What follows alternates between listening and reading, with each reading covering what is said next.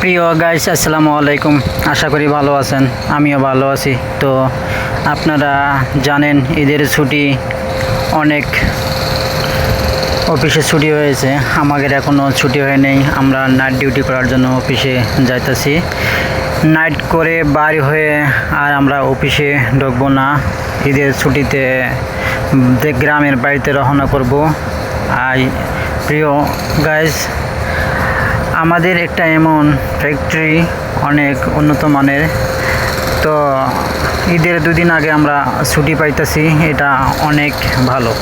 তো আমি এই যে চিকন সরু রাস্তা দিয়ে, কত সুন্দর প্রকৃতি, এই রাস্তা দিয়ে অফিসে যাইতেছি।